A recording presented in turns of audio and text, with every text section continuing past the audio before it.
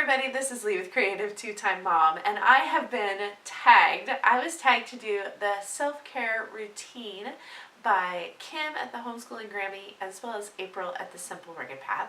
This is a tag video that originated with Ingrid at Mommy and Mia Homeschool Chronicles.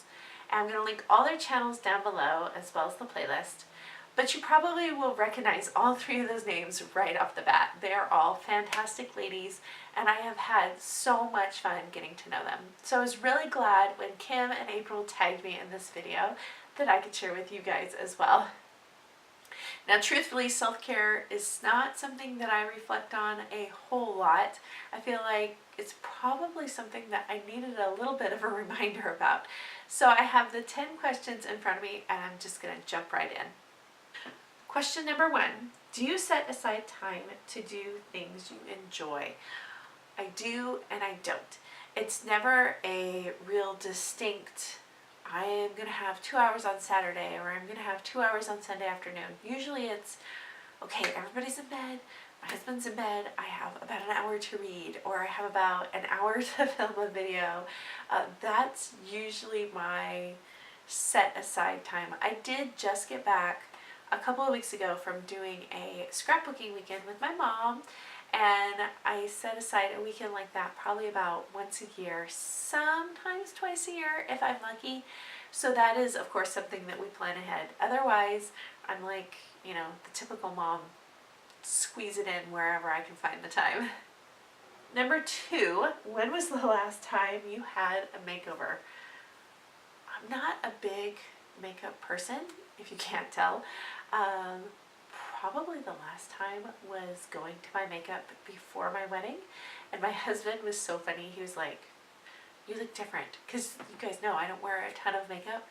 And so after that I was like, okay, then I'll just save my money and save my time. I'm not really good at makeup, and I'm not good at just sitting still for makeover. I love the like facial massage type stuff, but not so much the makeup stuff. Number 3, in the last 3 days, have you taken a nature walk? No, I haven't. It's been really rainy here.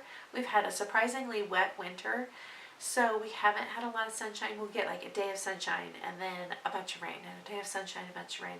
We're all fighting this head cold that you get when the seasons change. So it's like we never know when to expect the sunshine. I have been outside with the kids. We have done a little bit of school outside, and then we run back in when it starts raining. Number 4, when was the last time you journaled? That is a tough question. I used to be a big journaler, and I loved it. I even bought myself like one of those mom questionnaire journals probably 3 years ago, and I don't think I've touched it since.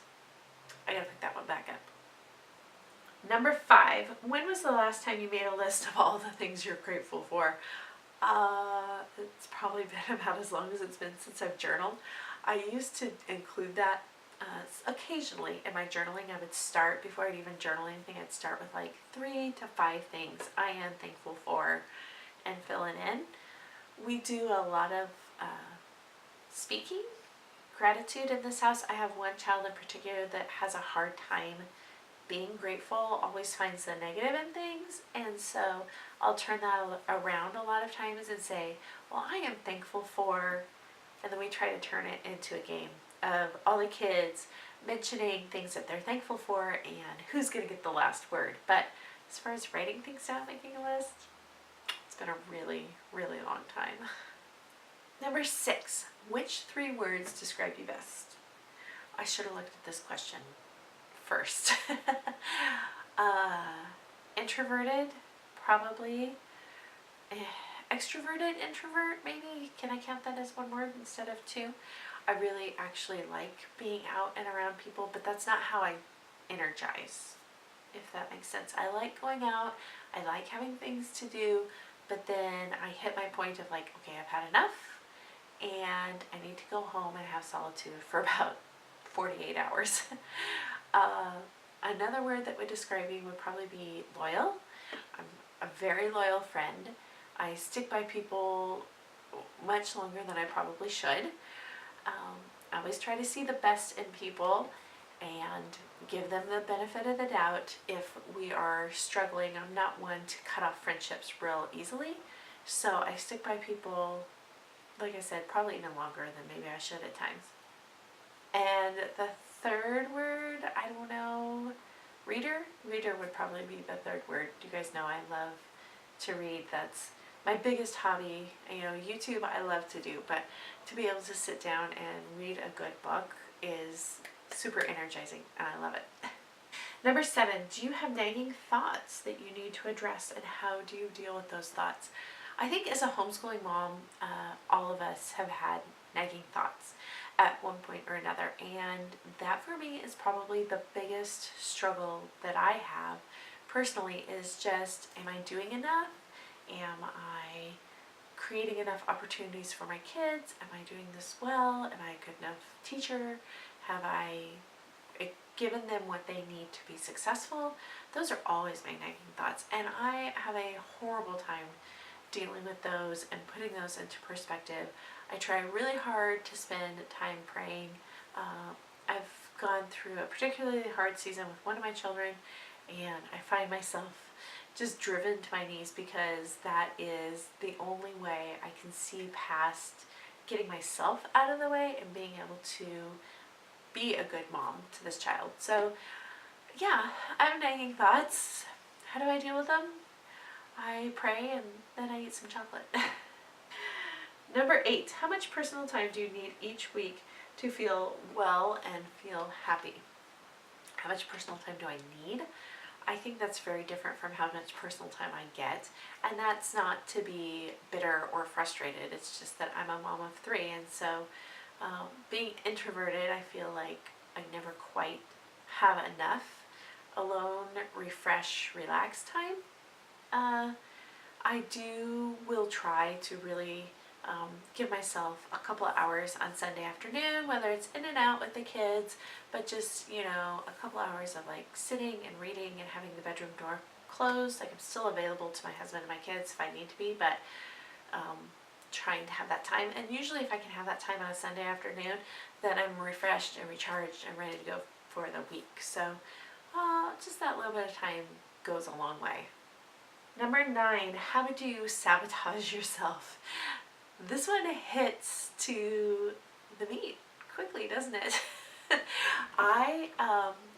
One of the things I do to refresh myself is to work out probably 5 to 6 times a week. I would like to get it to 7, but life is life. And but I have been doing that for a really, really long time. And more particularly in this last go around, it has been about a year. My sabotage is that I can work out and I can be super disciplined and hit that workout play button every day, but it's the food. I can't pull myself away from comfort food, and so that's how I kind of sabotage myself in a lot of ways.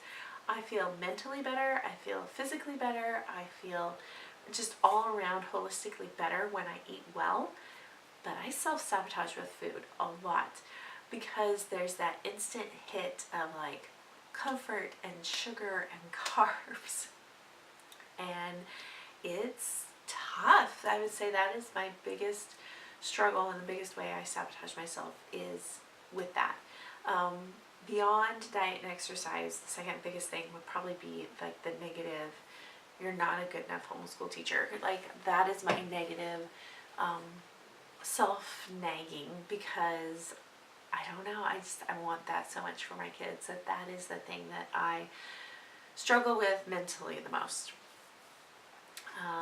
So that's probably the way I sabotage myself. I was thinking the other day of the scripture about taking every thought captive, and how beneficial it would be to take those sort of thoughts captive. I don't always necessarily think of that when I hear that scripture. I think of things like what we call is like sin, coveting, being jealous, talking bad about people, gossiping, and I don't necessarily think of the things that are self-destructive talk in your brain. So I don't know, that's a thought that's been brewing for a while. Number 10, what are your favorite ways to take care of yourself emotionally, mentally, and spiritually. And I've already talked about a couple of those. Working out every day has been a huge priority for me, and I've noticed a big shift in just my mental awareness, my mental capabilities, and keeping up with things. So that is one way that I totally try to take care of myself. My kids know anywhere from a half hour to an hour. Mom, I do it in the living room because our house is small, but Mom's kind of checked out. Like, she's still here. If something happens and something catastrophic happens, she's here for us, but this is Mom's time to work out and be healthy. And I'll tell them that. Like, this is Mommy's time to be healthy. And you might not appreciate it now, but you'll appreciate it when it's older, and I can take the grandkids and run around with them at the park, and you can have a break. So you'll thank me later. The other thing I do is I really try very hard to read scripture every day and to get that pouring through my brain. One way that I've been able to kind of work that into my life is right off the bat, first thing in the morning, just maybe a chapter, and then using the Gateway Bible audiobook or audio Bible as I'm doing dishes, as I'm cleaning the kitchen, as I'm preparing lessons for the next day. I'll have it playing, and I've noticed that it has made a huge difference in my attitude and my excitement for reading the Bible. And of course, you guys know I love to read. I can't do anything without picking up a book for at least 5 minutes throughout the day.